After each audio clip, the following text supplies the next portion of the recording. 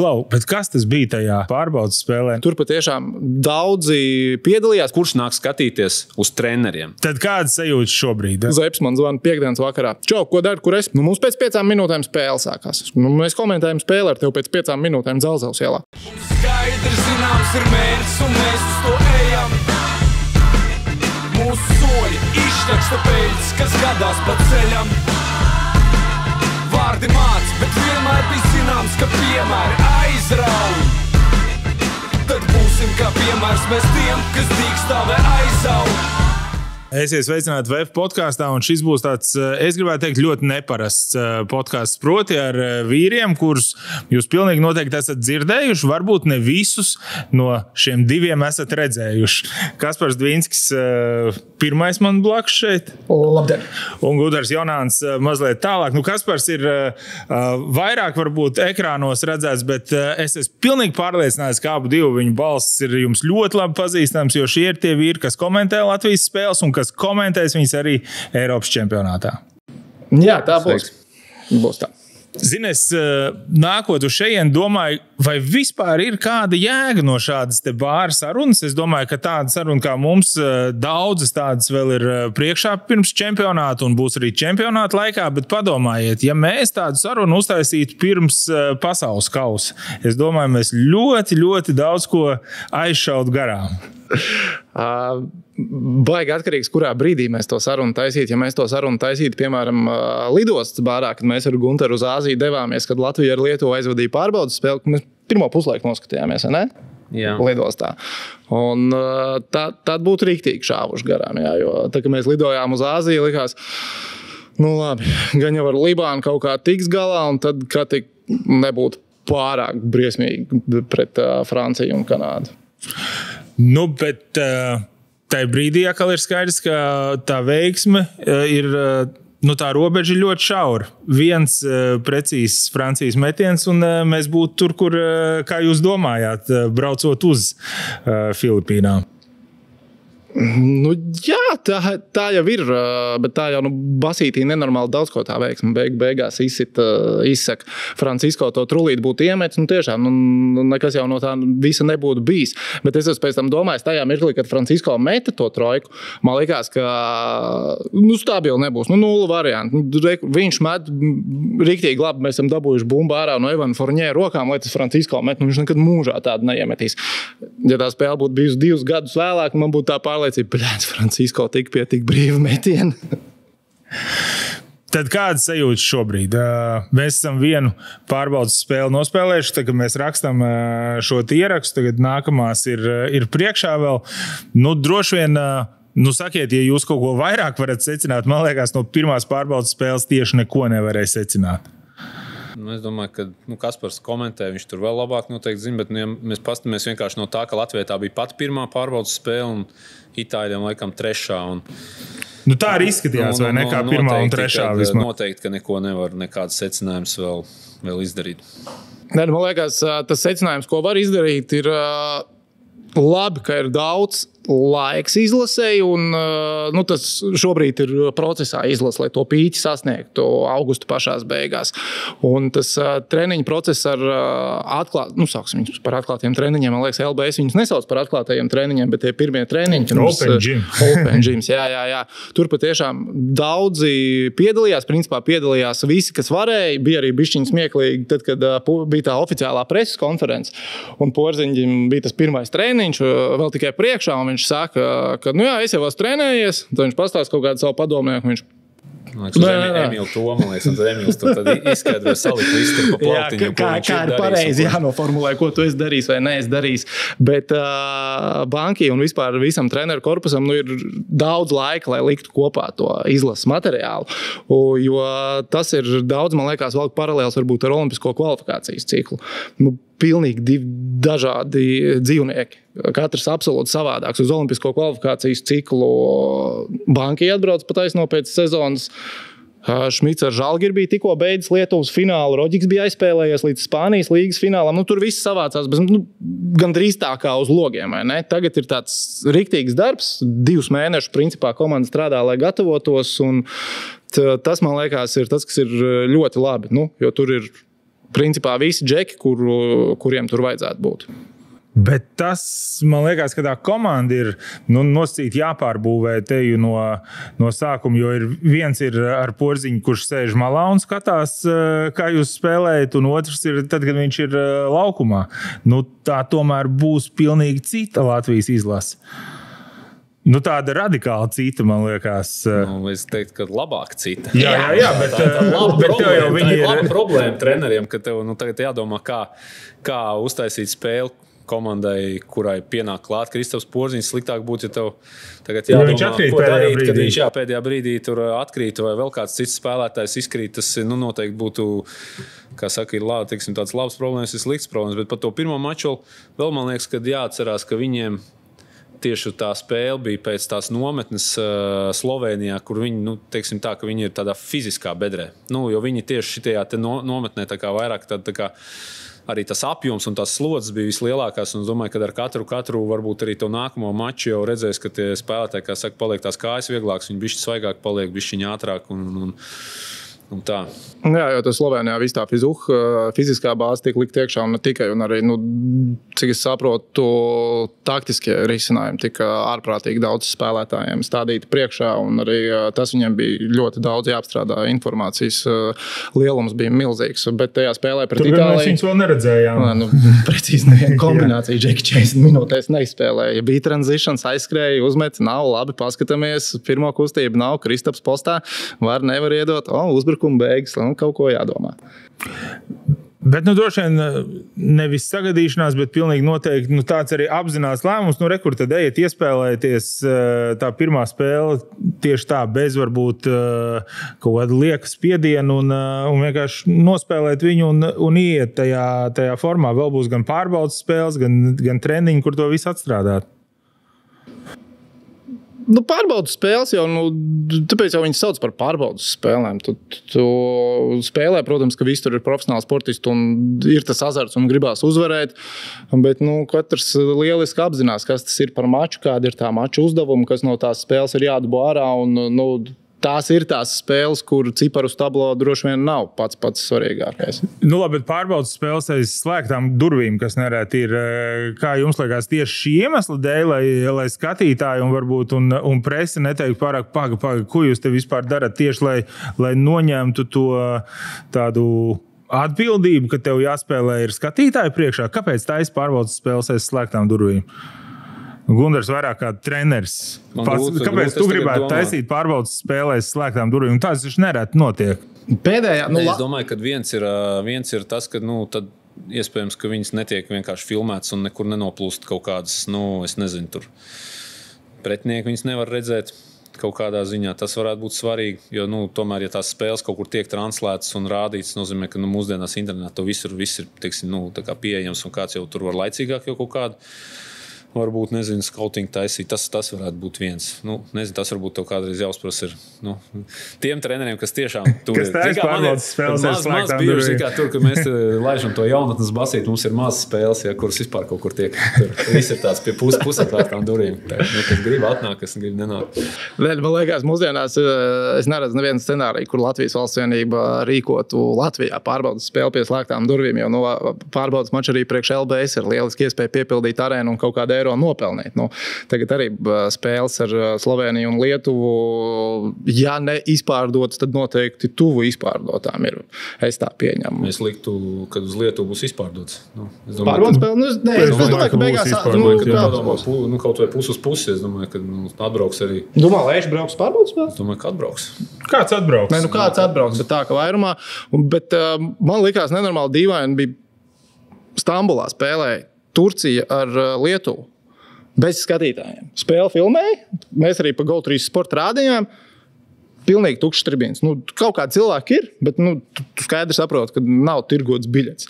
Tas likās tāds ārkārtīgi dīvains risinājums. Varbūt, Turcijā iespējams pārbaudas spēle basketbolā izlasē nevar nopārdot. Tad viņi vienkārši atmetās, saprot, ka būs lielāks izmaksas. Jā, kaut kā tā, bet nekādas biļetes mēs netirgojam. Bet spēle tāpat filmē un rāda tiešraidē gan Lietuvā, gan Turcijā, gan arī pie mums. Bet tā aiz slēgtām durvīm, man liekas, tos taktiskos risinājumus, tas var būt tāds 20, 30 gadus atpakaļ tas bija aktuālāk. Mūsdienās, ko tu tur taktiski baigi noslēps? Kaut ko noslēps minimāli varbūt, bet ne jau to, kāda ir tā komanda. Tas minimāli arī tev kādreiz kaut ko tomēr izšķir. Tad jau tad vispār, tad jau var arī treniņus filmēt, jo starp citu arī ar šitām te jaunatnes basīšu pārbaudas spēlēm. Viņas varēja nostīties, tās, kas bija Rīgā, viņas varēja nostīties dzīvajā, un tikko tā spēle beidzās, viņi tika izņemta ārā no tā kā. Viņas nevarēja. Pēc tam vairs atkārtojumā nostīties nevarēja. Labi, bet ir tiešām 21. gadsimts, kāds, kas gribēja tik ļoti redzēt jau sen pārfilmēt to monitoru. Tas ir visticamāk, tev tad iedod tam pretini, lai viņš bišķi pastrādā arī priekš tam, lai viņš to maču var redzēt. Bišķi jāpieliek izdevumi. Jā, tiešām grib. Tev neiedod. Man šķiet, ka bija pēdējā Latvijas izlases tā pārbaudas spēle. Atceraties, kad vēl bija tas dāvju konflikts ar tiesnešiem. Kaut ko viņš tur bišķi ne tā bija pateicis, tie bija apvainojušies, un pēc tam uz to nākamo spēli, kas bija aiz slēgtām durvīm, nebija atnākuši nemaz. Un tad vajadzēja ātrumā meklēt, kurš var notiesāt vispār. Tas bija, man liekas, kaut kāds, skatīgi net 17. gads pirms Turcijas. Man kaut kas tāds liekas, bija, bet es tā detaļās nezinu, bet fakts kā tāds, tāds detaļas neatceros, bet kaut kāds tāds fakts tur bija,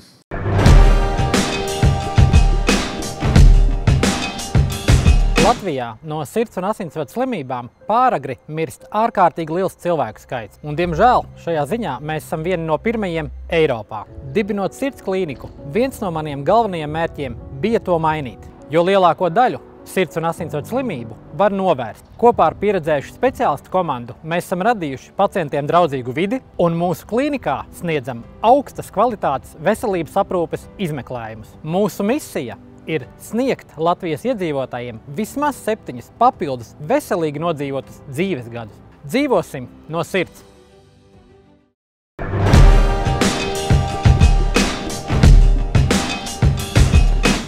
Labi, bet ejam pie šīs izlases.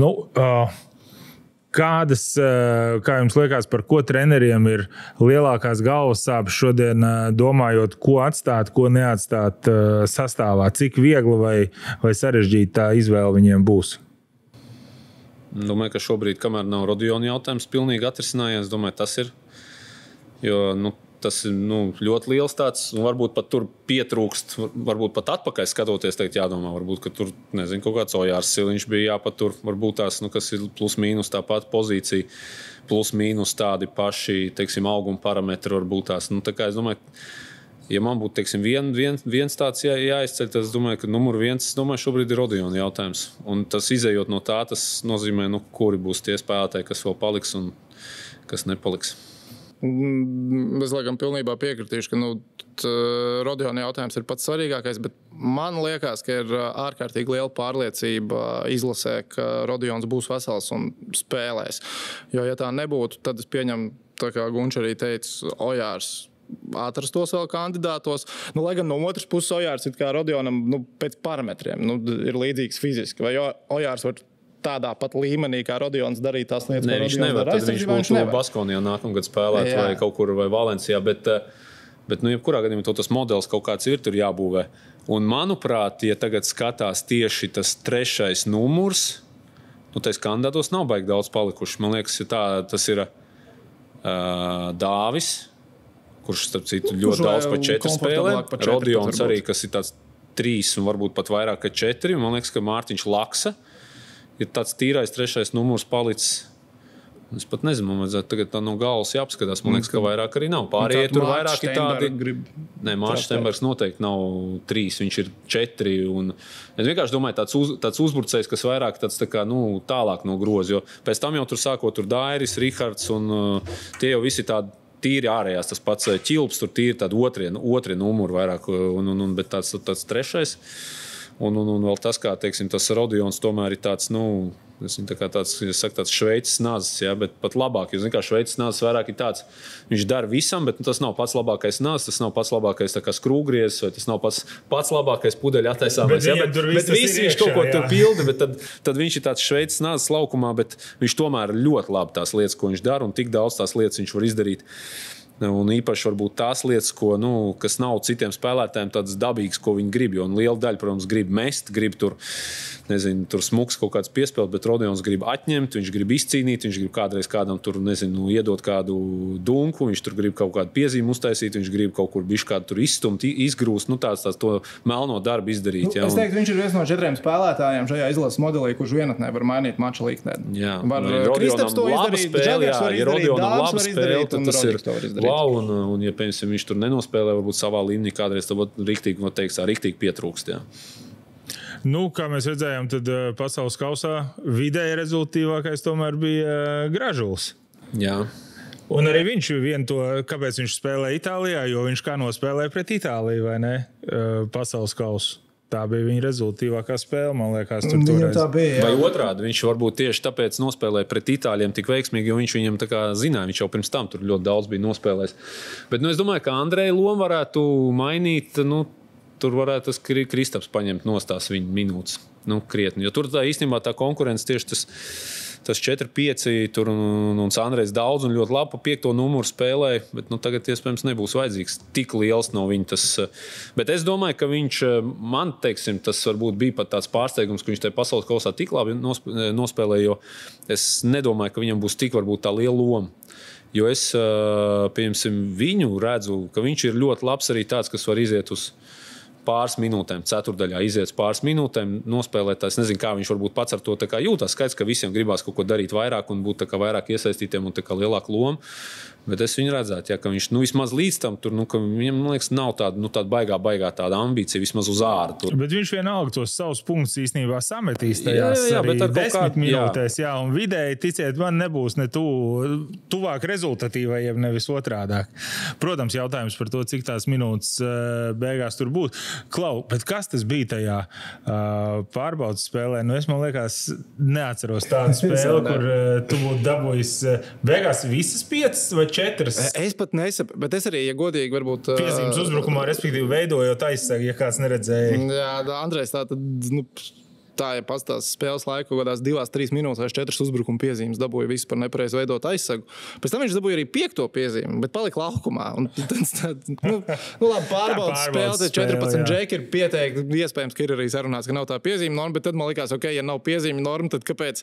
Tā kā Gražuls izgāja pirmajā ceturdaļā, dabūja ātri tās 2 piezīmes un ņēma nost. Varbūt arī Galdiņš protokolu bija nepareizi sarakstījis, jo tas protokols... Trenerim ieradums varbūt tās. Viņš arī pats saprot, ka nevar tā darīt, ir jāiet nost. Jā. Bet nē, mēs tieši arī ar Gulbu komentējām to spēli un ar pie izslēga Miķīša. Gulbs teica, neesmu nekad redzējis, ka šī tik ātri 4-5, vienkārši tu izēji laukumā. Pirmā epizode, kur tu piedalies uzbrukuma piezīme un 4 reizes. Bet, viņas visas, es neredzēju to spēli no sākuma, viņas visas tīras bija tāds, tā kā dotu tās piezīmes. Tāds, kad parāda atkārtojumu, jā, bija kustībā. Okay. Jo, citreiz es atceros to vienu spēli, ka bija kaut kāda arī tur, noteikumi nemainās, bet kā tie tiesneši mainās kaut kāda noteikuma interpretācija. Un tā bija kaut kādas tās Latvijas līgas, kaut kādas spēles, kur Armandam Šķēlēm vienā mačā kaut kāds 5 vai 6 reizes nestu bumbu nosūta. Tā, kad tiesneši vienā dienā izdomā, tagad mēs tur pievērsīsim tur baigo uzmanību, cik tomēr tā bumba tur zemu, roka paiet zem tās bumbas, ja, un tad spēlētājs, kurš ir, principā uz to brīdi jau 20 gadus spēlējis basketbolu, ja ierēķina viņi tur visu to, nezinu, ka no bērna kājas, ka viņš iemācījies crossover taisīt tā, tagad viņam vienā dienā, teiksim, viss tas, ko viņš ir darījis, tā kā tiek, tā kā silps, tā kā, tad te kādreiz arī uz tiem sevišķi tādas vasaras tajās spēlēs, ja, ka tie tiesneši ir svaigi no kaut kāda savu semināru atbraukuši, un viņi tagad, un pēc tam tas viss tā kā tur, laika gaitā iet, un tad, domāju, arī citreiz saprot, ka tas to spēli tur vairāk čakarē, atgriežamies pie kaut kāda tur jaunievedums nestrādā, un laižam pa vecam. Kā jums liekas, kā būs ar tiesāšanu? Par to gana daudz ir runāts par Eiropas čempionātiem un par to, ka tur nav ULEB tiesneši, bet jūs tāpat spļaudījāties arī Olimpiskajās spēlēs, kad tur arī viss bija slikti ar Olimpiskajās spēlēs mēs nespļaudījāmies. Mēs nekomentējām Olimpiskās spēles. Pasaules kausā. Pasaules kausā, sorry, pasaules kausā tas bija. Labi, tagad tie tiesneši ir bišķiņi, ir aprasts ar arbitriem, kas tiesā, bet tās nianses dažreiz šķiet nesaprotams. Patiesībā šogad pirms Rīgas čempija Droši vien, ka to vajadzēja darīt krietni vien ātrāk, jo tādas iespējas bija, bet šogad kaut kā pirmo reizi būs salicies. Mums viens no mūsu Latvijas tiesnešiem, komentētājiem īsi pirms čempionāta sākuma noturēs tādu kā lekciju, kādas ir tendences, ko, kāpēc. Jo bieži komentējot īpaši FIBA turnīrus, gan tās nesportiskās piezīmes, kāpēc tiek svilpts, ir bijis ārkārtīgi neskaidrs, gan kaut kādas citas nianses. Tad tagad mēs kā komentētāji būsim tik gatavi kā vēl nekad. Jā, bet tas arī tāpēc, ka jūs ikdienā komentējat Eirolīgu, kur droši vien viņiem ir savi semināri un FIBA tiesnešiem ir savi. Un, kā tu saki, viena pievērš kaut kam, par vienu lietu tur būtu piezīme par vienā līgā un citā nebūtu. Jā, tā ir gan FIBA, gan ULEBS, gan NBA. Tās nianses jau pilnīgi visur atšķirās. Vai pasaulē labākie tiesneši tiesā FIBA starptautiskos turnīrus? Droši vien, ka tā kopainā nē. Tur ir ļoti labi tiesneši, bet ir tiesneši, kas nav, es teiktu, tam kalmam atbilstoši, īpaši pasaules kausā. Spēlē, pie tam, man liekas, tā bija playoff spēle, un tiesāja tiesnesis, kurš ikdienā Āfrikā tiesā. Tur jau tas, ka tur viņi to tāds tā kā... Kur tas tiesnesis reizes 4 gados redz tādu ātrumu, tādu līmeņu spēli, viņš to redz reizes 4 gados. Un viņam tā spēle ir jātiesā. Skaidrs, ka viņam tas ir ārkārtīgi sarežģīti, un viņš tur var aizpeldēt, viņš var ar stresu kaut kur aiziet. Un, tā pasaules kausā daudz tā gadījās. Jo sanāk, ka tajā ikdienā jau vienkārši tos labākos paņem ULEBS, jo viņiem ir vairāk, ko viņiem piedāvāt. Tas ir ar Eiropas tiesnešiem, bet es nezinu, vai tagad mūsdienās tā var teikt. ULEBā un FIBA Čempionu līgā arbitru samaksas stipri atšķirās, domā? Es nezinu. Godīgi, tas ir kādam jāprasa tiesnešiem, bet noteikti, ka ULEBā vienkārši ir tie labākie tiesneši. Šobrīd man tā vismaz šķiet.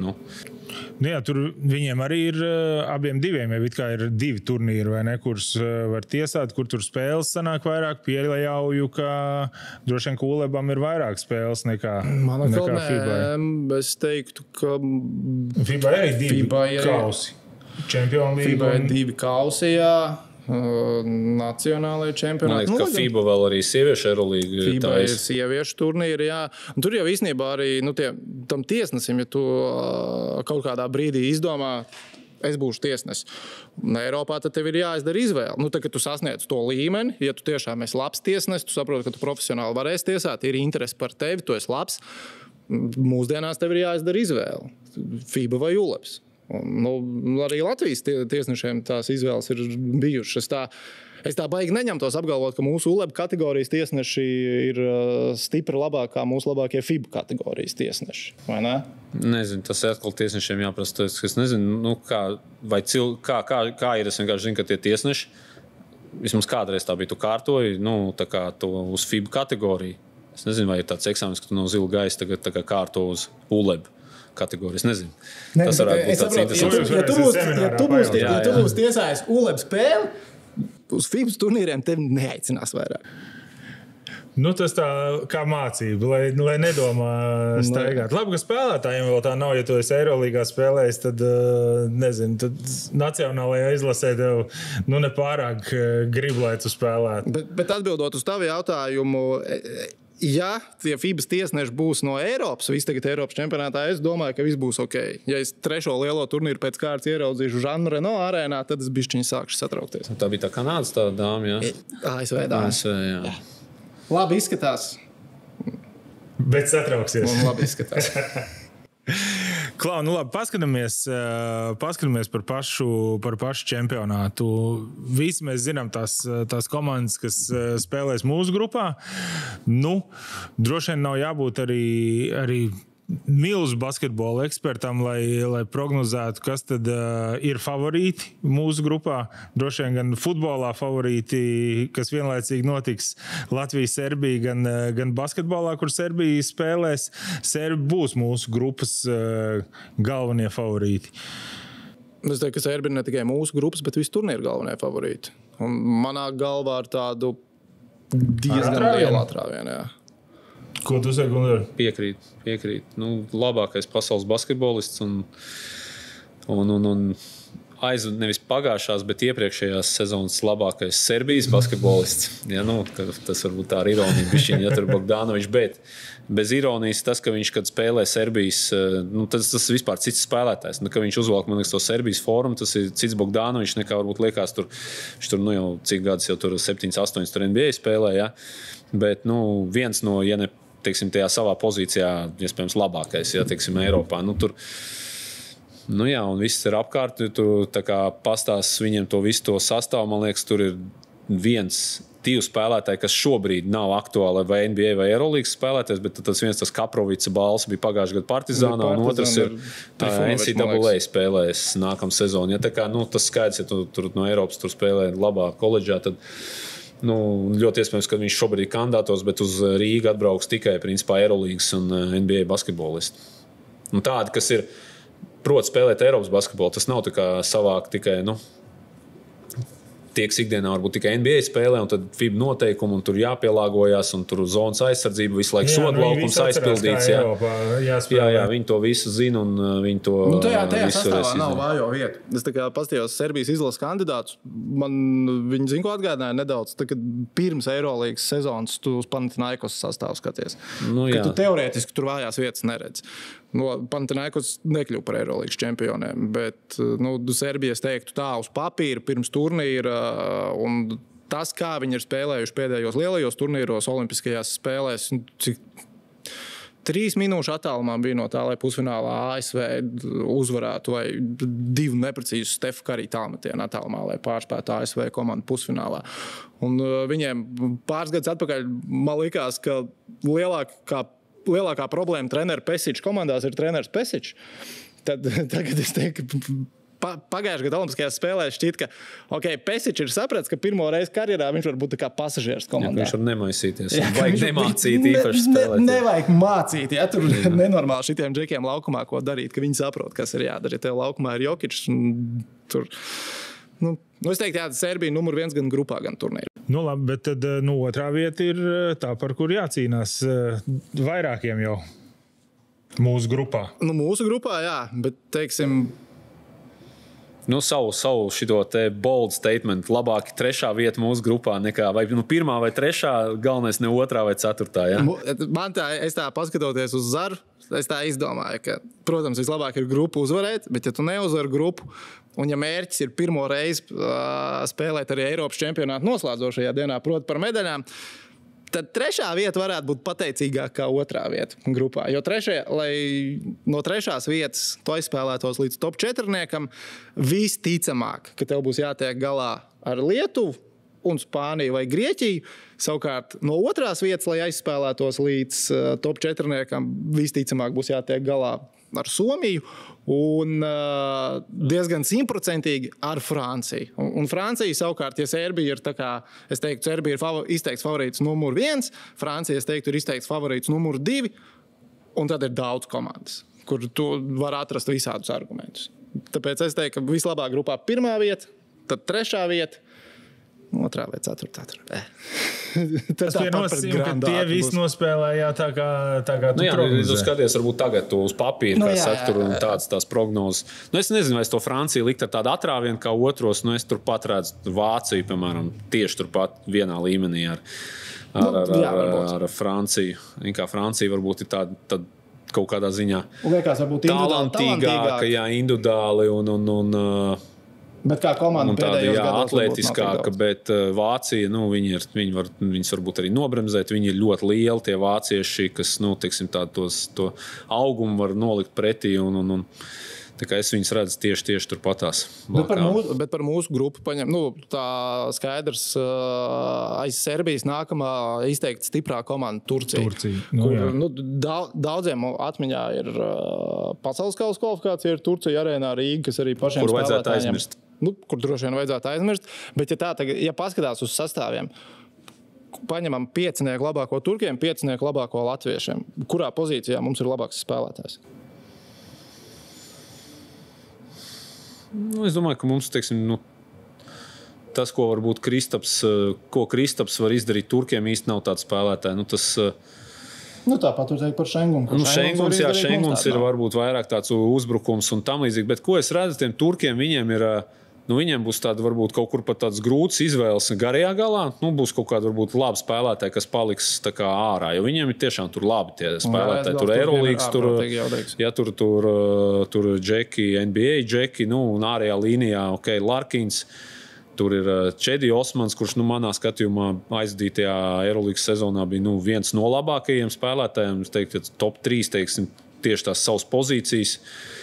Es starp citu kaut kad, man liekas, tieši teicu, kaut kad Panathinaikosam ir 2 labākie uzbrucēji visā Eurolīgā, bet tad kaut kā tas Nigels Hayes Davies ir Fenerbahčē, bet tad, viņš dabūja to MVP, bet turpat, pēc tam, kā viņi tur playoffos nospēlēja, tas Juancho un Cedi Osmans, tur ļoti labi spēlēja. Un šoreiz atceros, man liekas, ka Rīgā bija, tam Osmanam nebija tur kaut kā tā labākā spēle, bet, jautājums ir pat, tad skatīties kā uz papīra tādu uzvārdu kā Korkmas, kurš diezgan labi karjeru NBA ir aizvadījis, bet viņš tagad vismaz sezonā tur švakā formā bija un tā, bet ja viņi tur savācās, bet es domāju, ka mums tomēr tā kopumā ir tā ārējā līnija labāka. Ja tu skaties, varbūt tie klubi kādos spēlē, tiem turkiem, tur Eurolīga, tur Fenerbahčē, Dolu Efes, tur un vēl tur Turcijas klubi, mums liekas, tur mūsu komandas tur spēlētāji arī kāds tur klubi, bet viņiem ir turku klubs, un viņi tur ļoti bieži ir vienkārši pie ļoti mazām.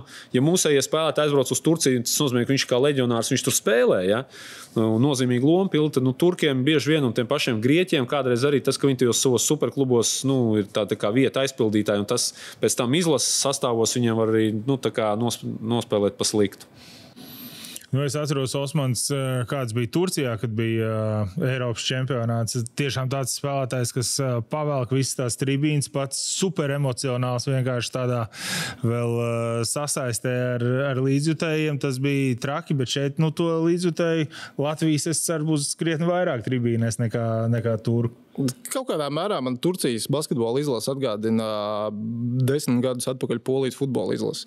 Kad tu pasties to sastāvliekas, jā, tur tā kā forši, tur viss kaut kas reāli labi varētu sanākt, bet pienāk tie turnīri un kā nav, jā. Mums arī nevajag. Tur Jureks Dudeks vārtos nosvīdis jau pēc pirmā puslaika, cik var sist pa tiem maniem vārtiem, jā. Tā kā 4. vieta, es laikam Igaunija. Es teiktu, ka Igaunija varētu būt labākā Čehija. Čehiem Veselīs nespēlē, Bolvins nespēlē. Būs Satoranskis, būs, man liekas, Krejčī. Būs Satoranskis, Vits Krejčī un pārējie. Jā. Un Portugāli jūs, kā vienmēr, jau mēs esam norakstījuši pirms sākuma. Un neuzkāpsim uz tā grābekļa. Norakstīt nevajadzētu, bet, ja tā skatās, labi, viņi tur vienā mačā vinēja, tagad, bet atkal pārbauda spēli, aizmirstam. Tomēr tur lielākā daļa tie spēlētāji. Viens NBA spēlētājs, laikam būtu šobrīd aktuālais Bostonas sākuma centrs, vismaz. Bet, pārējie tomēr ir tur Portugāles līga vai Spānijas zemākās līgas, tā kā, ja tā Es atminos, tad, kad bija izloze. Tur jāspēlē pašiem, manuprāt, jāspēlē ir slikti. Teiksim, Portugāli mums visticamāk nevar vinnēt, mēs viņam varam zaudēt var jebkurš. Vēsturiski, protams, mēs esam to izdarījuši. Tad bija bišķiņ savādāk. Tur 2007. gadā Portugāles komanda ļoti apzināti arī gatavojās tai vienai spēlei ar Latviju. Viņa galvenais treneris bija Rīgas ASK, bijušais galvenais treneris, kurš pēc tam arī neslēpa, ka ir savu darbiņu padarījis. Tikai centās piespēlēt, ka Muižnieks ir viņa audzēknis bijis, bet Muižnieks tur tā īsti pie viņa ASK, man liekas, neuzspēlēja. Bija cits turnīrs, bija cits formāts toreiz. Portugāļi gāja uz vienu spēli, to arī uzvarēja. Un īstenībā mēs arī tad bijām ārkārtīgi tuvu, lai ar to visu zāģi tāpat tikt no grupas ārā, ja ne Marko Tomas Trojku neielikt pēdējā sekundē stebaku pret Spāniju un Horvātiju. Spāniju neiznest bezsakarā. Spānija pēc 21 uzvaras šķiet savā laukumā, vai 22 jāpiedzīvoja pirmo zaudējumu. Muižnieks par to spēli runājot, Muižnieks teica, ka tur ir Spāņiem treneris jauns, izdomājis pēc katra iemestā sodametienu zonas presingu. Horvāto zonas presingu nevienu reizi nekļūdījās un visu reizi brīvu trojku atrod. Viņš 4. ceturdaļa tie iemet sodiņu Spāņu, tie uzliek presingu, Horvāti atrod trojku brīvu un noķer to ritmu, beigās uzvarēja. Bet es atceros, kad bija izloze uz šito Eiropas čempi, Es nezinu, kāpēc savā galvā bija izdomājis, ka ir absolūti vienalga Zviedrija vai Portugāla. Un paskatījos Zviedrijas izlases sastāvu. 2 NBA džeki. Viņiem ir NBA, ACB, tur ir džeki, kas tagad Polijā spēlē. Ir džeki, kas spēlē Zviedrijā, bet es atceros, ka viņi vēl pavisam nesen bija Spānijas ACB līgā. Zviedriem ir pavisam normāls sastāvs. Zviedriem ir reāli iespēja un jācīnās par izkļūšanu no savas grupas, kur viņi ir. Jā. Labi, intereses pēc, kas mums tur var nākt no B grupas. Pretī B grupā, kā reiz ir tā pieminētā Zviedrija, tur arī Somija, Vācija, Lielbritānija, Melnkalna un Lietuva. Tur, redz, par Vāciju jau tu minēji, droši vien Lietuvu mēs varētu likt kā otro starp favorītēm. Un te ir, redz, tas jautājums, tad, uz ko tu tiec, vai ne? Vai tā ir Vācija vai Lietuva? Jā, bet Soms, es teiktu, nevar norakstīt ar Lauriju Markanu mājās. Tagad, kā viņš ir ieskrējies, kā Valds Valters saka, tikai vai nav par ātru rādīt šādu sniegumu. Valds Valters seniors. Nē, Somi arī. Man tagad varbūt pat tā netikies, bet viņam tur pāris gadus, nezinu, tas sasūnu, tomēr bišķiņ varbūt vecāks un tā, bet vēl pāris gadus, kad viņš tur bija viens no savas labākās, teiksim, savas pozīcijas, viens no tādiem ACB līgas, tur, ja tu noņem tur Madridi un kaut kādu tur Barcelonu nostiet, tad viņš tur bija tāds, tad viņiem ir tur tie naturalizētie kaut kādi, pat teiksim tādi otrās paaudzes jau kaut kādi amerikāņi, kas tur ir tie spēlētāji, man liekas, tur tas Doljaks un tur vēl bija kaut kādi, kam tur tie tēvi ir kādreiz tur Somijā spēlējuši. Jaunie, starp citu, tur kaut kādi nāk iekšā tiem somiem, tā kā viņi, nav arī tādi pastaigi nekādi, zin kā, tā viena spēle ir, sevišķi ar to grupu, jau tur tā grupa jau ir viens stāsts, bet tad, kad pēc tam sākās tās izslēgšanas spēles, un tajā vienā spēlē, tur visādi var būt. Skaidrs, ka komanda, ko tu vismazāk gribi no tām dabūt pretī, ir Vācija. Tur Lietuva vai Somija, pieņem mačā pret Somiju, mēs būtu favorīti, spēlē pret Lietuvu. Labi, mājās gan jau arī mēs būtu favorīti. Uz papīra mēs būtu favorīti, bet ar mazu tādu, es domāju, to starpību. Jā, un tad tur tā 4. vieta, tur, es teiktu, Zviedrija, Melnkalna, Lielbritānija. Lielbritānija, es teiktu, tur liekais, un Melnkalna, es nezinu, vakar pastījos, tur 24 spēlētāji vēl kandidāti sarakstā. Viņiem Vucevičs būs, pārējie visi tur atdarīs līgas tādi. Olmans būs. Kails Olmans, tavs čoms. Būs. Tas viņiem ir naturalizētais. Tas ir viņa naturalizētais. Labi, bet viņiem sanāks pret Serbiju visticamāk viņam uzspēlēt. Tad... Viņiem būs savs Balkānu derbijs. Bet tā tad, tad mēs esam pamodelēsim to situāciju. Pēc tava teiktā 2. vai 3. vieta, attiecīgi mums tad nāktu pretī vai nu viņu 3. vieta, vai nu viņa 2. vieta. Tas būtu 8. finālā. Jā. Es tur, kad es teicu, ka varbūt man šķiet 3. vieta simpātiskāka kā 2. vieta grupā, tas jau bija domājot par 4. finālu. Jo A grupas, kur Latvija spēlē 2. vietas ieguvēji, ja pārvar 8. finālu, tad spēlē ar tās grupas, kur Francija ir uzvarētāji, vai kur Francija bija D grupā vai C grupā, tev tagad ir priekšā? Francija ir D grupā, jā. Tad viņi spēlē vai no D1 vai C4, kas visticamāk ir D1 ceturtdaļfinālā. Tāpēc 3. vietai savukārt pretī nāk C1, kas tur varētu būt Spānija vai Spānija, Grieķija, Itālija. Tās ir, man liekas, tādas vieglāk tādas komandas, tomēr tā Francija ir savādāk, jo es tieši Spāņu sastāvu šodien pastījos, tur tie basketņūs tā, ka tur boldā izcelti ir NBA un Eurolīgas spēlētāji. Tur ir kā izcelti ir visi. Un visi gan arī tur ir izcelti, bet es skatos, ka viņiem saspēles vadītāji tur 20 gadīgs un 19 gadīgs, tur tas Sansuperi, kurš tagad brauks uz koledžu, un tad Valencijas saspēles vadītājs un vēl viens, man liekas, bija kaut kādas arī Spānijas līgas, Nuņas nav viņiem, un viņiem nav tāda pieredzējuša saspēles vadītāja Spānijai.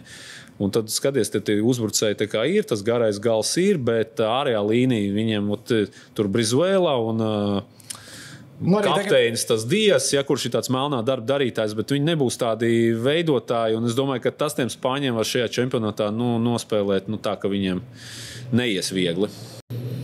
Mēs ar viņiem esam it kā gana daudz spēlējuši. Tur jau tā lieta, tu pasties to Spānijas izlases kandidātu loku, kas viņiem ir atlicis, gandrīz visi no viņiem pret Latviju ir zaudējuši. Tā kā tur tā ir tā komanda, kura, ja nāktu pretī tam pārliecības līmenim, gan Latvijas izlases spēlētājiem, treneriem, līdzjutējiem, pilnīgi noteikti vajadzētu būt, ka šodien mums ir jāņem. Es gan domāju, ka Grieķija tajā grupā būs tā komanda, kas beigās finišēs pirmajā vietā. Tad mēs redzēsim Jānis pret Roģiku. Jā! Nē, man vienkārši liekas, ka Grieķiem beidzot ir, viņiem daudz, kas tur arī, protams, nav.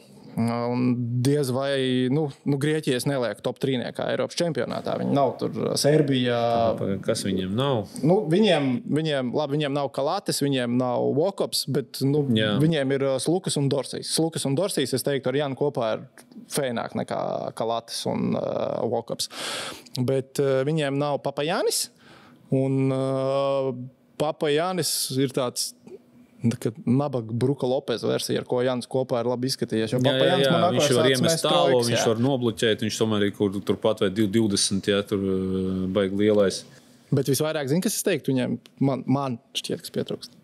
Mans čoms no Baskonijas. Ragavopolos. Jā, es starp citu brīnījos, jo tas būtu tāds viņiem arī tāds... viņš starp citu ir tagad Panathinaikos. Viņš ir Panathinaikos tagad? Papildinājis Panathinaikos, un es domāju, viņš ir tāds spēlētājs, kurš tur uz tādas pa galu līniju var iekatot, kad vajag, un vienkārši tur no stūrīšanas samest savus metienus. Ar Jānis spēlē pick and roll, un Ragavopolos kustās. Jā, un viņš tāds, kas... Bet ja Jānis spēlētu vēl un Papa Jānis, tā arī būtu pirmā reize Eiropas čempionātā, kad tēvs ar dēlu ir laukumā vienā komandā. Tā arī, tu zini, kā kādreiz tā, neiedziļinoties kaut kādos faktos, tā, rekur ir, divu pauģu šitie te Janko un Teic Janko. Nē, bet vienalga, man tieši tas, ka Jānis ir, ka tie saspiči ir Lukas un Dorsijs, saspiči mazais Lukas un Dorsijs un ar Jāni, un es ceru, ka Jānis spēlēs kā tīrs centrs. Idejas, ka viņam tā vajadzētu spēlēt. Tad Grieķi varētu būt interesanti, jaudīgi un arī pārsteigt. Tādā ziņā patīkami pārsteigt beidzot. Labi, tas, ka viņi uzvarēs grupu, to mēs atcerēsimies. Varbūt teiksim, es teiktu, ka Grieķi uzvar grupu, jā. Nepavēlt tev aicinājām, jo kaut ko tu saprot no basīša. Savukārt, LBS esot aizsūtījis visiem tā kā anketu, kur aizpildīt, ja viņi tiek nākamajā kārtā, tad kādas ir viņa prasības, cik tur vajag numuriņus un tā tālāk, Okay. jo ir kaut kāds skaits, kas ir pēc FIBAs noteikumiem jānodrošina, un tad vienkārši viņi pārējos piepērk klāt. Un tad vienīgā komanda, kas nav atbildējusi, esot Kipra. Viņi braukās uz mačiem, jā? Vispārējie tomēr reāli uzskat, ka varētu atbraukt, vismaz aizpildīsim Kipra, neiesim marķus tērēt tajā. Tas tā kā 2001. gadā LBS bija nopirkuši lidmašīnas biļetes pēc šitās te spēles ar Lietuvu uz mājām. Pirms mača bija nopirkts komandai biļetes uz mājām, un tad Kehers skraidīja pa Turcijas bankām un centās kaut kā naudu dabūt ārā, lai varētu salasīt līras, lai aizlidotu līdz Stambulai. Bet es arī domāju, ka mēs ar Gunču, domājot, ko komentēsim, skaidrs Rīgas grupu komentējam, mēs tā kā gribētu komentēt to Kipras grupu. Jo uz papīra liekas, ka tur visgrūtāk atrast to lieko. Bet es... vienu lieko, jo viens ir, jo Kipra ir. Bet es šodien izlasīju Bosnijas un Hercegovinas izlases galvenais treneris saka, ka Nurkičs Resns atbrauc un galīgā neformā. Tur pārbaudas spēlēs zaļē visiem pēc, ka, labi, cik ir bijuši. Nurkičs, zin kā, ļoti grib pēc tā Jokičs izskatīties.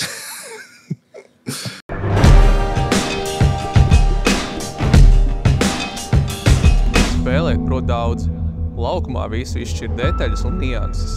Katrā uzbrukumā, katrā aizsardzībā. Jo augstākā līmenī tu spēlē, jo likmes un prasības ir augstākas. Mēs strādājam dienu no dienas, gadu no gada, lai slīpētu katru sadarbību, saspēli un metienu. Tikai tāpēc mēs uzvaram. Rietumbanka. Kvalitāte nekad nav nejaušība.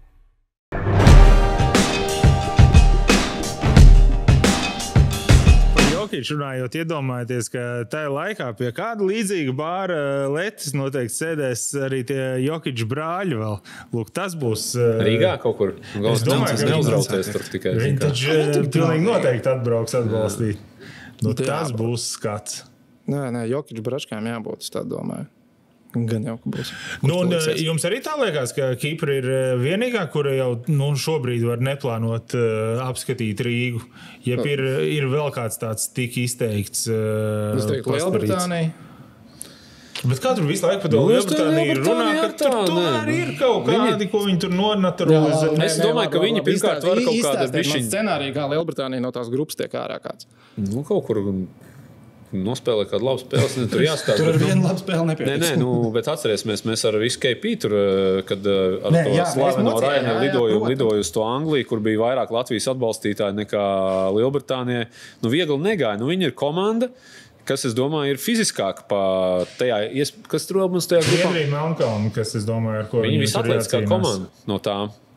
Viņi tur visi būs atlēti, visi skries, un ja viņiem tur saliekās kaut kādā dienā, tur tāpatās ir talantīgi spēlētāji, kas ir NCAA tur spēlē, un domāju, ka viņus ar tu nevar norakstīt, un tas atletisms tomēr ir atletisms. To, kādreiz tu vari kompensēt kaut ko citu, un kādreiz viņš kaut kādā dienā paņem to virsroku, un tu vienkārši saproti, ka varbūt tavu taktiskais risinājums vēl kaut kas nav, un vienkārši, ja tam tas motors ir lielāks, viņam ir lielāks, un viss. Nu labi, Īslanda ir grupa, komanda, kas nevar tikt ārā. Arī tos es nenorakstīju tā tik viegli. Tur ir ACB līgas spēlētāji, tur ir Eirolīgas spēlētāji. Bijušie tas Hermansons, kas tagad tur Valencijā bija, Albā bija. Nē, tas par to, ka viņiem slikti spēlētāji, vienkārši citās komandās krietni labāk. Viņiem pasties, viņiem ir Francija, Slovenija, Beļģija, Izraela, Polija bez Sohana, bet vienalga. Es neredzu nevienu. Es redzu tikai to, ka Francija vinnēs. Slovēņi, mēs laikam Slovēņi. Francija pirmie, Slovēņi otrie, un tad ir 4 komandas, es domāju, ar vienādām šansēm. Sohans nespēlēs poļiem. Tā kā tur ir 4 komandas, es teiktu, ka ar vienādām šansēm tās 2 vietas sadalīs savā starpā. Poļi, man liekas, ir dabūjuši seksīgāko un naturalizēto spēlētāju, kurš, man liekas, ir perfekts priekš FIBAs izložu basketbolu. Tas Loits? Jā, viņiem Loits ir. Labāks nekā poļiem savējie saspēles vadītāji. Tas ir. Tas man kādreiz fascinē, ka tām lielām komandām, lielajām valstīm, ka viņām ir tomēr. Un kas tulītās būs, kad piemēram, pirms 15 gadiem iedomājies, ka mēs, kad tur, teiksim, tādi spēlētāji kā kaut kāds Rauls Lopes un tur Karlos Kabesas vai tagad tur tāds Alberts Olivers, kur visu karjeru nospēlējis augstu līmeņu ACB, viņi nevarēja tikt Spānijas izlasē, jo viņi bija pārpilnība ar saspēles vadītājiem. Tur Navarro, tur Juļs, Čačo, Calderons, Rubio, tur un vēl. Un tagad skaties, viņi pēdējo Eiropas čempu vinnēja, tāpēc, ka viņiem bija naturalizēts amerikāns. Viņiem nav. Tas ir kādreiz tiešām fascinē, ka tās lielās komandas Polija 40 miljonu iedzīvotājiem, viņiem nav savs saspēles vadītājs, viņiem vajag pirkt amerikāni. Labi, šitā diskusija jau ir, man šķiet, nebeidzama. Latvijai vajadzētu skatīties uz kādu, ko naturalizēt un kurā pozīcijā tad, ja jā. Mēs naturalizējam jauniešu izlasēs. Principā. Nē, tas nepiekrīt. Tas nav naturalizēts. Tas ir tomēr. Jo es arī, teiksim, Ignas Brzdeiķi, piemēram, neuzskatu kā tādu naturalizētu spēlētāju. Viņš uz papīra ir naturalizēts, bet viņš ir Lietuvā dzimis, Kanādā uzaudzis. Viņam ir lietuviešu saknes, lietuviešu vārds un lietuviešu uzvārds. Un viņš, man liekas, īsti vēl nerunā, bet viņš komandā trenerim nav jārunā angliski, lai Brzdeiķis saprastu, kas tiek runāts un kas netiek. Kas notiek, un manuprāt, es esmu kategoriski pret spēlētāju naturalizēšanu valsts vienībā. Ja, piemēram, tad tas ir... Tu esi kategoriski pret pirktajiem. Ja tur piemēram, vecstāvs no Latvijas... tā kā bija tur Aleks Šturms vai kaut kāds tur, teiksim, tur Petersons. Trojs Oslers jau savukārt tas jau ir nopirktais un tieši cik daudz viņš tieši ir Latvijas izlasē palīdzējis. Vienu to čempu tur centās. Jā, es esmu pret un priekš tam ir klubu basketbols. Latvijas basketbola savienība nav klubs, tā nav tāda organizācija, kur, piemēram, ir kaut kāds saimnieks, kuram ir sava nauda, un viņš ar to naudu var darīt un pirkt, ko viņš grib, un tā kā rīkoties. Latvijas Basketbola Savienība nav saimnieks. Viņi ir tā kā apkalpojošais personāls tai komandai, kas nav viņu komanda. Tā ir tā kā mūsu visu tā kā kopējā komanda, un nedomāju, ka tur ir kāds cilvēks, kurš drīkst, vai varētu tā iedomāties, ka es tur tagad pirkšu to, pirkšu šito, un mēs tur darīsim. Tāpēc, kad ir vajadzīgs kaut kāds rezultāts, ja, un es negribu redzēt Latvijas izlasē, kad stāv spēlētājs tierindā, un viņš nezina Latvijas himnas tā kā vārdus un nevar nodziedāt līdzi. Tas nav izlases, tas jau tad ir kaut kas tāds kišmiša rozīm. Tur jau pie naturalizācijas himnas vārdi ir viens no tā, kas tev jāizpilda. Tas ir Latvijas pasi dabūt. Varbūt, ka, lai dabūtu Slovenijas vai Polijas pasi, noteikumi ir nedaudz savādāk. Es domāju, ka Polijā vajadzētu, es nezinu, kā viņi to dabū un gatavu, bet tur vajadzētu viņas, tā naturalizācijas procesam vajadzētu iziet ar kodiem tur Polijas, tur futbola ultrām, un tad viņi ātri iemācītos, ir tur dziedāt, ir runāt, ir visu kaut ko. Zin kā, tur, man liekas, tā tik vienkārši tu nedabūt. Zin kā, tur, ir jau valsts, kur himnas ir bez vārdiem. Tur Spānija. Jā, Lorenzo Brauns himnu zina noteikti. Jo tagad viņš ritmu var nodungot. Es laikam, es neesmu tik štengri noskaņots kā Gunters, bet es teiktu, ka tos naturalizācijas noteikumus vajag pamainīt, lai tiktu izskausti tie pirktie spēlētāji. Man vismīļākie gadījumi, kas ir saistīti ar naturalizētajiem basketbolistiem, ir par Azerbaidžānas valsts vienību. Kad viņiem neatceros, Eiropas čempionu priekškvalifikācija, pasaules kausa priekškvalifikācija 2 gadus atpakaļ. Viņiem ir spēle piekdienā un pirmdienā. Piekdienā viņiem nospēlēja Zaks Ledejs no Milānas Eirolīgas spēlētājs. Pirmdienā viņiem nospēlēja Donta Hols, kurš tajā brīdī ir Monako Eirolīgas spēlētājs. Ka viņi uz katru spēlīti paņem citu, bez mazākajām Azerbaidžānas saknēm. Kaut kā nospraustos noteikumus, tas tiešām tik vienkārši, ka tu vari vienkārši katrā spēlē likt citu, var vienu, vai ne? Viens var būt komandā. Spēlē var būt viens. FIBAS noteikumi paredz, ka tev valsts vienībā viens spēlētājs var būt ar iegūtu pilsonību pēc 15 gadu vecumu, man šķiet, vai 16. Tur ir kaut kāds tas vecums nosprausties. 11 gadi, ja tu esi dabūjis pasi pēc tam, tu vari tāds būt, bet tāds izlasē var būt tikai viens. Un tur nav atrunāts, uz kādu pamatu tev tā pasi ir iedot. Tur tad varētu tos pamatojums nedaudz precizēt. Vai tur kaut kāda radne, ka tev vajag būt tās valsts tādā un tādā pakāpē radiniekam, kādam vismaz bijušam, vai tu esi precējies ar tās valsts pilsonu un dzīvo jau tajā valstī vismaz tik gadus. Tas līdzīgi, tā kā man nav pretenzija, piemēram, par to, ka tur, teiksim, Čehijā spēlē tāds Blake Šilps. Viņš, man liekas, tur tajā Nimburgā nospēlēja gadus 7, 8 vai pat 10 sezonas viņš nospēlēja tajā Nimburgā. Viņš ir apprecējies tur ar vietējo čehu sievieti. Viņš tā kā ir pilnvērtīgs tās Čehijas. Visticamāk. Viņam nav tā kā bija, man liekas, Džošs Nībo vai kurš Slovenijas. Viņš pirmo reizi Slovenijā bija uz pirmo treniņu aizbrauc. Vai kaut kas tam līdzīgs. Viņš pirmo reizi. Džošs Nībo tagad es sapratu, ka Milāna nepalaida.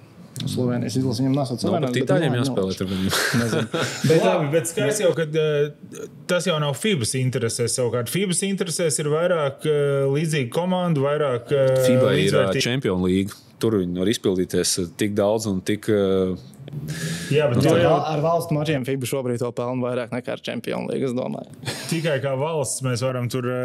Tomēr viens ir kaut kāds, basketbola pilsonības, bet te jau to īsto pilsonību arī vajag. Un tas jau FIBA diezgan, vai jūs tur dodat par to vai par šito, droši vien ir gana vienalga. Viņi ir ieinteresēti, jo vairāk... Tas ir valsts jautājums, protams, kā kura valsts dod. Citi dod pa labi, pa kreisi, citi nedod.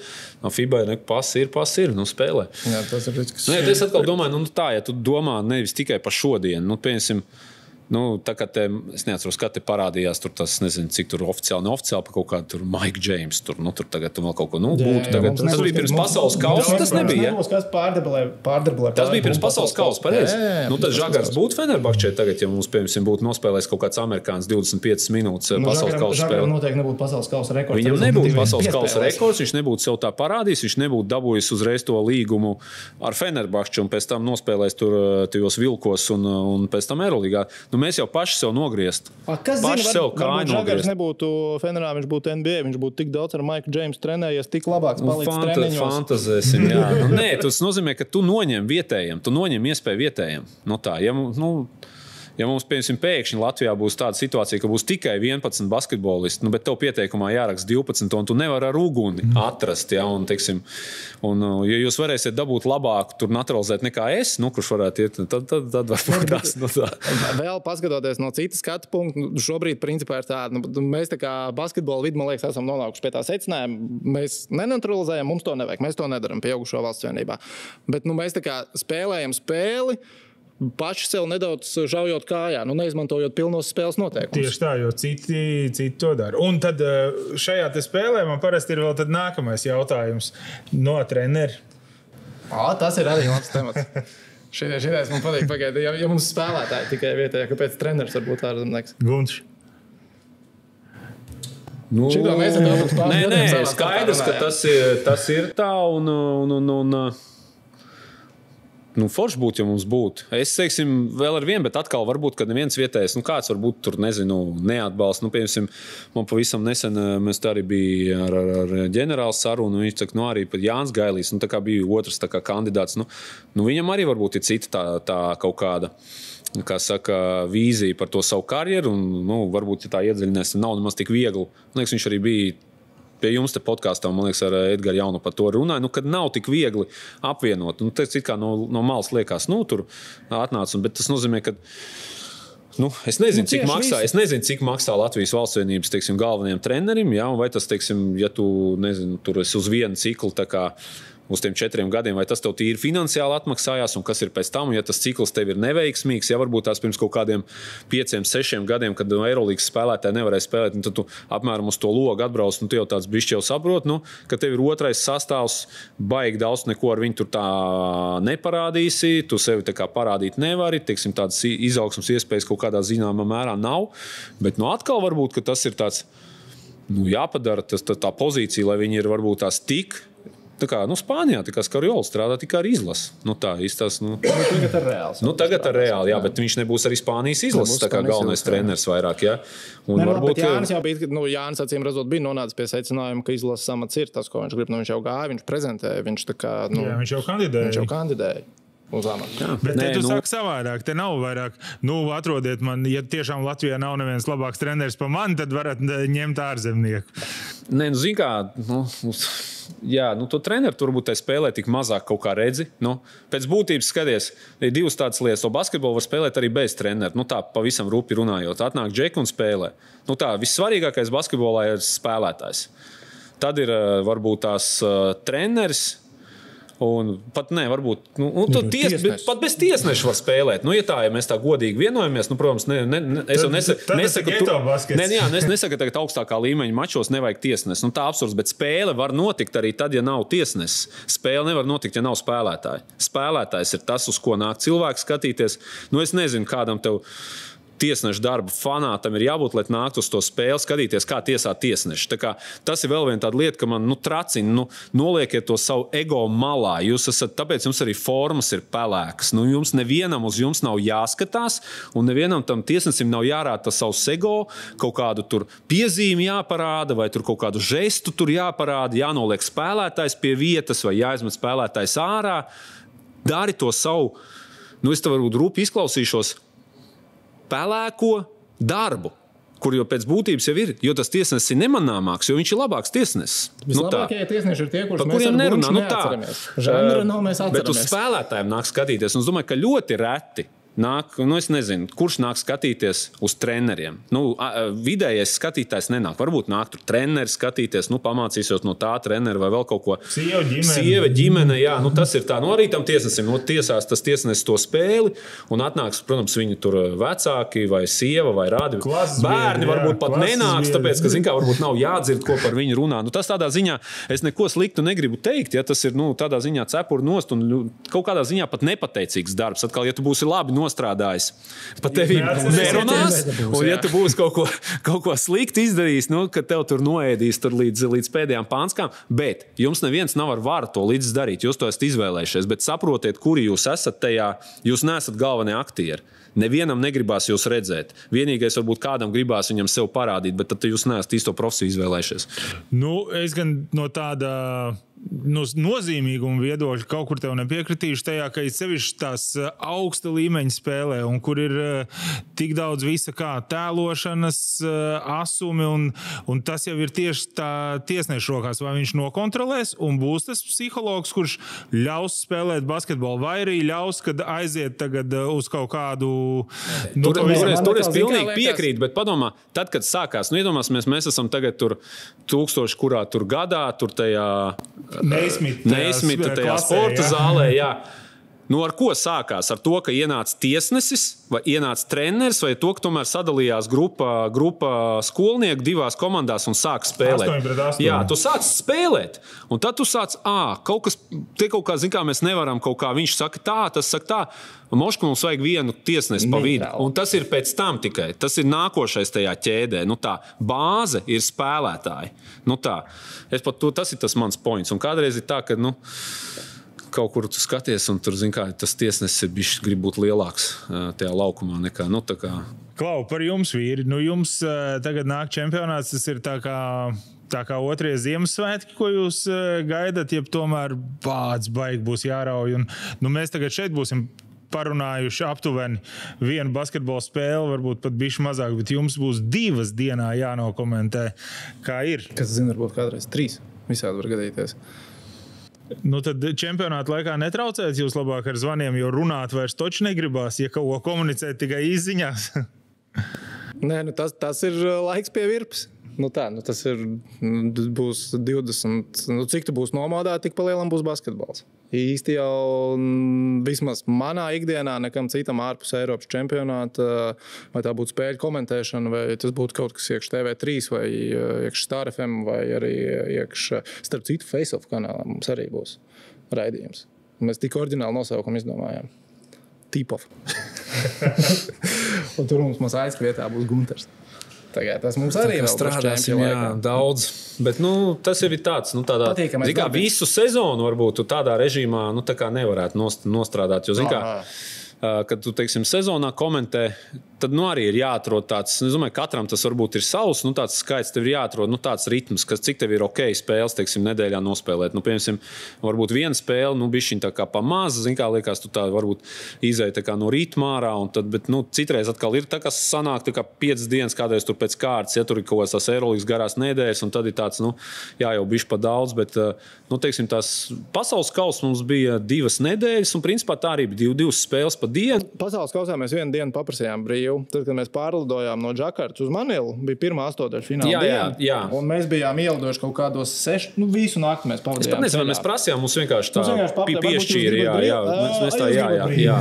Okay, un tad ir tā, zin kā, ka tev jau nav tā, ka tu no rīta līdz vakaram. Tev, principā, tās spēles sākās, nu, mums, laikam, bija vēlā pēcdienā 5. Un, principā, tad tu līdz 3 tev ir off. Nu, labi, tu tur pirmās dienas pavadīji, tā kā gatavojies, bet nu jau kaut kādās pirmās grupas spēles jau ir nospēlēts, ir jau kaut kāds iestrādes, jau kaut kāds jau storijas veidojās, un tad jau salīdzinoši viegli. Nu, līdz 3 tu tur pasēd pie baseina, zin kā pastaigā pa pilsētu, nu tā, un tad, nu, tad stāsts strādāt. Nu, Rīgā jau būs, iespējams, līdzīgi. Nu, spēles, laikam, pirmais, te būs nevis 2 spēles, bet 3 spēles dienā kopā notiks, tā kā, nu, iespējams, tā diena sāksies ātrāk. Nu tā, bet, nu, dienas pirmā puse jau.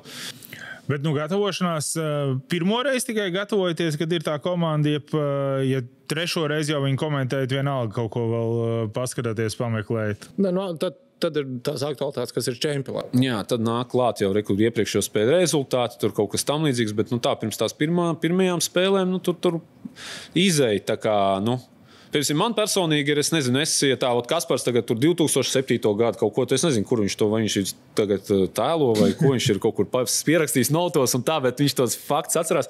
Es ļoti bieži neatceros vispār. Galvenais jau pārliecinoši pateikt. Nē, man ir katru spēli es izrakstu uz rokas. Es neveicu tādu tā kā failu kaut kur datorā, vēl kaut kur. Man ir svarīgi tā kā izrakstīt, un kaut kā ar to rakstīšanu es ielieku to sev atpakaļ galvā. Un tā, kad spēle beidzās, es izmetu ārā. Es nestaigāju ikdienā tā, ka es tagad kur tajā Džakartā 3. spēlē, kurš tur kurā, nu, es tur tā. Tad, kad es, teiksim, varbūt atšķiru un sāku tur tik, nu, tad atnāk varbūt tas tā atpakaļ, nu. Jums tāda nav katram mājās mapi, te man pat Francija. Nē, man nav. Es zinu, ka citi kolēģi veido, tur tāds liels grāmatas, citiem ir datoros, tur faili, nu, tādi jau no sezonas sezonu, tad katru tur papildina. Man ir tāda es paņemu baltu lapu, es viņu attiecīgi tur sadalu tādos sektoros, kā man vajadzīgi. Tas spēlētāji iepriekšējā mačā tik, tas tur kaut kāda vēsture, vēl kaut ko. Un tā kā varbūt tādās erudīcijas spēlēs es nebūtu pats pirmais. Nu tā, man būtu tā kā jāpadomā. Par statistiku, tad, zin kā, tev ir basketbola referents. Jā, tev ir internets šobrīd ir ļoti daudz, tev aktuālo tekošo. Citreiz ir to, kādreiz ir, teiksim, problēmas, vai tur, slikts internets vai kaut kas, tad kādreiz tev ir tā, tev nav aktuālais, teiksim, tas boxskors neiet, un tad tu nezini tur, Es pateikšu priekšā, ka viss sarežģītāk sagatavoties, vismaz, ja būs tā kā mēs ar Gunšu gribam, ka mēs to Kipras grupu komentējam, būs Kipras spēlēm sagatavoties. Tos spēlētāji, man liekas, ka tur ir, viņiem kaut viens naturalizētais ir, bet pārējos 11 pirmo reizi mūžā redzēs. Tur droši vien visvairāk laika sagatavoties. Jums, kas ir katram otra favorīta aiz Latvijas, kas, protams, ir galvenā? Un vai ir tā, ka to savas favorītas spēli ir īstenībā vispār gribās komentēt, ja labāk gribās to skatīties, nevis komentēt? Man nav tāds kā favorīts, ka man visu mūžu ir patikusi, ka gribās, lai viņiem labi iet, bet ir tāds favorīts, kur patīk kā spēlē. Jā, par to. Serbija ir tā, ko es izbaudīju olimpiskajās spēlēs un ļoti, ļoti gribu redzēt pēc iespējas vairāk šeit. Un es būšu ļoti nepatīkam pārsteigts, ja kaut uz vietu Serbijas spēli būs tā, ka tiešām daudz brīvas vietas arēnā būs. Man liekas, ka ir Latvijas basketbola draugiem jānovērtē tas, ka tīk meistarīgi spēlē. Un tā esot, es arī par to esmu pārsteigts, ka tiešām joprojām uz Serbijas spēlēm, kas nav pret Igauniju vai pret Latviju, ir gana daudz turklāt vēl biļets. Viņas droši vien arī ir bišķi lētāks, ejiet pērkat klātienē to vajag redzēt. Jā, katru dienu tu nevar redzēt klātienē pasaules labāko basketbolistu. Kas tev, Gunč? Nezinu, laikam vienu būtu grūti nosaukt. Man patīk, teiksim, pastīties labs. Īsumā kādreiz man patīk Spāņas, bet tagad tur nomainījušās tās paaudzes. Man vienmēr Sergio Jūs paticis ir. Man tieši kaut kā sāku vispār komentēt 2015. gadā. Madridē bija tas Triple Crown gads, un Jūs tur bija viens no Eiropas. Viņam bija tā 15. gads, 16. un 17. Viņš jau bija tur Eurolīgas MVP. Viņš saka, viņš faktus neatcerās. Un tad viņš to kāju sarāva tieši Spānijas pārbaudas spēlē pirms Eiropas čempionu. Un kaut kā man tā Spānija tur tā ir iepatikusies. Man noteikti, ka parādīsies kaut kāda favorīta, ko man patiks, teiksim, skatīties, bet tā, kad es tagad gaidu, ka tur Franciju redzētu, varbūt, ka jā, varbūt, ka nē. Zin kā, skaidrs, ka Latvija spēlēs pret Franciju, lai tā Francijai tur nevienu grozu nevar iemest. Zin kā, bet jā. Kā jums ir savā starpā? Jums ir kaut kādas lomas, kur jūs esat sadalījuši, ka atnāk divi džeki, tagad ir jārunā. Kuram sākt, kuram ko? Jūs pirms tam izrunājat tādas lietas, vai tas dabiski vienkārši iet? Tagad jau ko dabiski ir aizgājis. Dabiski, jā. Vēsturiski ir iegājies, ka pārēdē pirmos vārdus es pasaku. Savukārt, labi. Lielā daļā Eirolīgas, lielā daļā NBA vai FIBA Champions līgas spēļu, kur mēs komentējam, tā komentēšanas skola vismaz Latvijā, kā es pieņemu tev mācīja, arī stipri līdzīgi, pamīšus. Nav tā kā... Man viņa nepatīk. Jā, Gunčam nepatīk. Bet viņa ir nosacīta vienkārši. Bet kurš mācīja? Neviens nav mācījis. Tas ir pašmācība kaut kāda. Es pirmo reizi ļoti labi. Zini, kā es sāku komentēt, tas tev stāstījis. Kā es vispār... Izstāst visiem. Jā, izstāst, ko... 2015. gadā bija Eiropas čempionāts Rīgā. Toreiz, Edžu, tu atceries, LNT ar TV3 notika apvienošanās. Eiropas čempionātu rādīja LNT.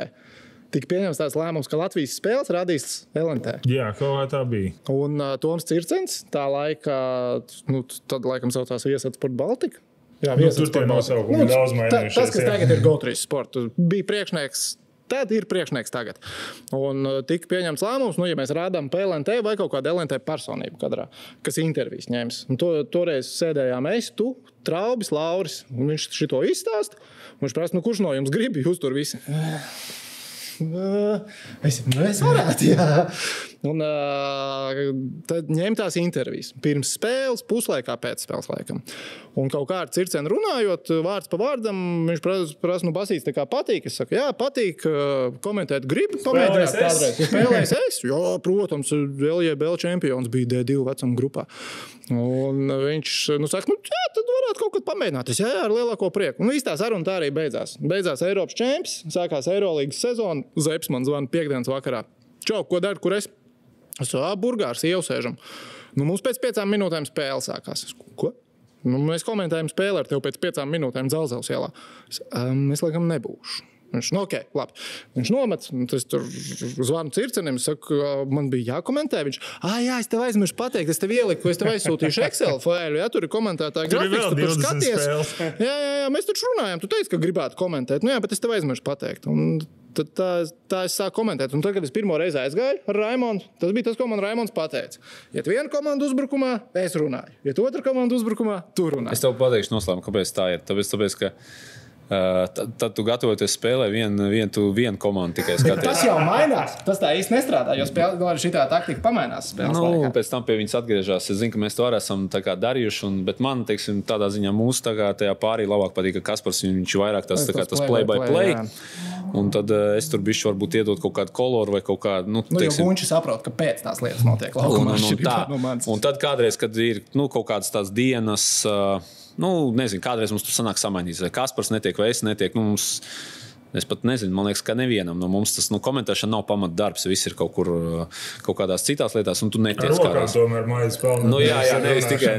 Un tad tu nonāc kādreiz tādā situācijā, un man pat citreiz liekas, es pat to play-by-play, es bišķiņ tā kā, man viņš nav tāds naturāls. Teiksim, protams, ir spēles, ka tu viens pats, tad es jūtos tā kā, tad tu dod to play-by-play, tu viss tā kā tur ting, visu. Bet tad, kad ir tas viens, un man liekas tāds ping-pongs, un man liekas, ka, man kaut kā tas tā neizklausās dabīgi. Bet jums ir bijis kādreiz ar kādu, ar ko kopā ir grūti, un tā, ka liekas, tad jau vienkāršāk ir vienam nevis, nav pat, var nesaukt vārdu, bet ir tā. Nē, ir kādreiz tā, bet zin kā, pie visiem piešaujās, tāpēc, ka man bija, teiksim, es sāku komentēt ar Arturu Šenhofu kopā, un mēs īstenībā tajā laikā vispār daudz tur čomojamies tur, un mēs ikdienā bijām tā daudz kopā, mēs daudz tur tā kā. Un pēc tam Arturs tur bišķi pamainīja tos darbus, aizgāja, un tad bišķi pamainīja, tad bija Raimonds Zeps. Pie katra bišķiņ jāpiešaujās.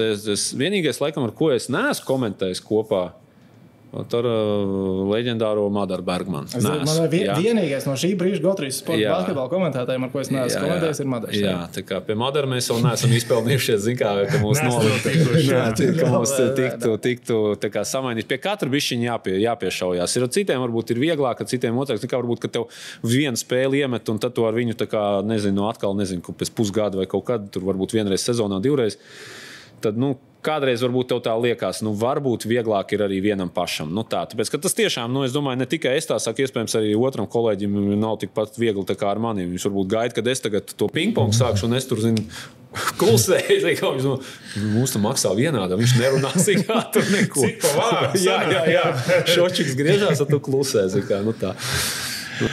Bet, teiksim, jūs kādreiz paklausties, noteikti arī kolēģi darbs, arī kaut kur NBA kolēģi, protams, ir, es šito te paņēmu, šits baigi labs izteiciens vai kaut kāds, no kaut kurienes jau tie izteicieni un sevišķi tas epitēti kaut kādi jau rodās. Man liekas, ka mēs ar Gunču neesam tie lielākie epitetu mētātāji. Tādu baigi spilgti epiteti nav mūsu lieta. Kā tie spilgti? Tu tagad atcerēsimies, Edgars Buļs savā laikā. Viņš ir tāds ļoti kolorīts ar visiem saviem monstruālies mežonis, un visiem šitiem. Tu nevari to tā kā mēģināt. Tas jau būs tāds lēts plaģiāts. Tāpēc, ka tas, ko viņš tur izpilda uz to brīdi, tas visi zina. Kas to runā un kas to saka, un tagad, kāpēc tu to tā kā atkārto un kopē. Tā kā, protams, tu vari kaut ko pamācīties, kaut ko varbūt uz kādu brīdi aizņemties, bet ar laiku Nu, tev ir jābūt tev pašam. Tu nevari tagad, es nebūšu nekādā ziņā Anatolijas Kreipāns. Visi zina, kā viņš izklausās. Pat ir cilvēki, kas naudu pelna ar to, lai viņi atdarinātu kaut kādu komiķu vai vēl kaut ko. Tas ir leģendārs, tā kā balss leģendārs, teiksim, tas tembrs un pat tas akcentiņš, ja tāds, tu nevari, tas ir viņš tāds ir viens pats, tu nekad nebūsi otrs Anatolijas Kreipāns, tu būsi lēts pakaļdarinājums. Tad labāk tu mēģini veidot tā kā sevi kaut kādā veidā. Vienīgais, kas dažreiz paskatoties jebkādu sporta pārēdes pārsvarā no ASV, ka tāda kā balts kaldība pārņem, ka tur ka tās grafikas pieskaņotās spēles. Bet tas ir savādāk. Tas ir kaut kas mēs redzējām tajā pat, tas jau bija Manila, tas bija jau fināla fāze tajā pasaules kausā, tur bija Kanādas tā televīzija, neatceros, kas tur bija. Divi komentētāji, viņiem aiz muguras sēž vēl divi cilvēki, kas tā kā tur statistiķi, kas viņiem austiņās saka, kad iet kaut kāda informācija, ka tas ir bišķiņ cits līmenis, bišķiņ cits tāds, tā kā... Viņiem komentētājiem austiņā pasaka, tagad būs tāda un tāda grafika par to un to, un viņi būs tāpēc un tāpēc. Un vismaz arī, kad tu klausies tos Ziemeļamerikas, tos... sporta, tur ir ļoti konkrēti nodalīts, kurš ir play-by-play komentētājs, un kurš ir kolor, un kurš ir kaut kāds vēl analītiķis, un kurš tur varbūt ir kaut kāds vispār varbūt reizi ceturdaļā vai kaut kur pieslēdzās ar kaut kādu vienu teiku tur pa iepriekšējo kaut kādu. Tas viņiem nav sportiem. Man liekas, titros to Es tur, teiksim, tagad tos cīņas, tur skatos arī GO3, ja tur rāda, un tur arī tur ir kaut kāds treneris tur no malas, ja kurš pieslēdz kaut kā tik. Cits, un viens nemēģina darīt otru lietu. Katram ir sava, un mums tomēr bišķiņi tā kā visi dara tā kā pa bišķiņu visu, tā kā, jā. Labi, un uz atvedām man šķiet lielākā fobija, kas pārsvarā gan cilvēkiem, kur iespējams arī tāpēc savu dzīvi nav saistījuši ne radio, ne TV, ka liekas, es tagad apsēdīšos, tā spēle sāksies, un man nebūs nejausmas, ko teikt. Tev vienkārši aizkrīt cieti. Ir kaut kāds pās, tagad jau pagāja 3 sekundes, 4, es vēl neko neesmu pateicis, ko man tagad teikt. Kaut kad vismaz baili tāda ir bijusi karjeras sākumā. Sākums bija, es atceros, ka Kaspars savu pirmo, man bija pirmais, tieši ar Artūru mums bija tā pirmā spēle. Man nebija tik viegli kā Kasparam, ka viņš nezinot, man bija jāiet uz tādām tā kā testiņiem. Es 2 reizes aizgāju pie Tomu uz testiņiem. Uz provēm? Jā, uz provēm. Tur kaut kāds tā kā spēļu ieraksts aizēja nokmenēt. Toms saka, visu ok, vai tad un tad un jau. Tur lainers pret bročiem kaut kas jau. Kas tev bija jākomentē? Kaut kāda, bija Eurolīgas kaut kādas spēles un visu, un mēs tagad komentējam, un Artūrs iesāk to visu ievadu un vēl kaut ko. Un tad viņš tā.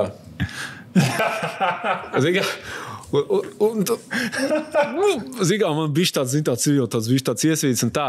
Bet tad beigās tev jāsaprot ir tas, ka tā nav kamera. Kaut kā neviens neredz tev. Neviens neredz, cik tu esi tā kā sasvīdis, cik tu esi tur varbūt kaut kāds tur ar savām lūpām vai kaut ko. Galvenais ir izvest to skaņu, ja, un vismaz, lai viņi ir pa tēmu, un tad jau, kad tu to visu tā kā noķer, jau aiziet 1, 2, un viss nav tik traks, kā liekas, kā es tagad kaut kur pats sev ausīs skan. Un tas lūzuma punkts varbūt bija principā diezgan ātri, pēc tam mums bija tas 15. gada Eiropas čemps, un man arēnā bija jānokomentē spēlē, man liekas, Čehija-Gauņi bija. Un nebija internets, kaut kas tur nokārās. Artūrs nebija, viņam bija kaut kādas ģimenes lietas, viņš arī uz to maču nebija, bija viens pats arēnā bez interneta. Ar visu to, kad ar kaut kādu gatavošanos vēl kaut ko, es tos igauņus, tā neteiktu, ka es esmu trūber kaut kāds Igaunijas basketbola tā kā speciālists, tur kāds 3-4 tos džeks, tu tā kā zini, kas tas tāds īsti, zini, kas tas tāds. Un tagad tu to spēli tā kā nomauci.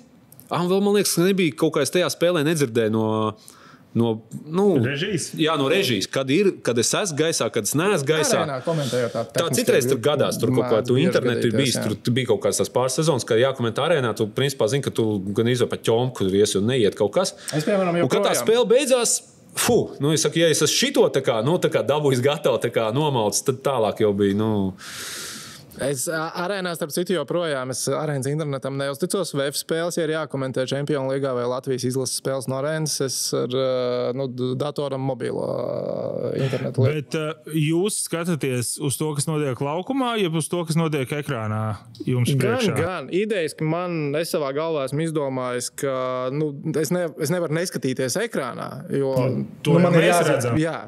tu skaties mājās televizorā, es tev stāstu. Nu, tas ir labi, ka es sev aiz muguras kaut ko redzu, tev nav ne mazākās nojausmas, par ko es runāju. Es cenšos skatīties ekrānā, bet tu skaties pa lielam gan. Un ik pa brīdim es cenšos iedot to, kas nav ekrānā, tā vajadzīgi, teiksim tā. Tagad ir kaut kas aktuāls, tas, kas notiek laukumā, tev jāskatās ir ekrānā.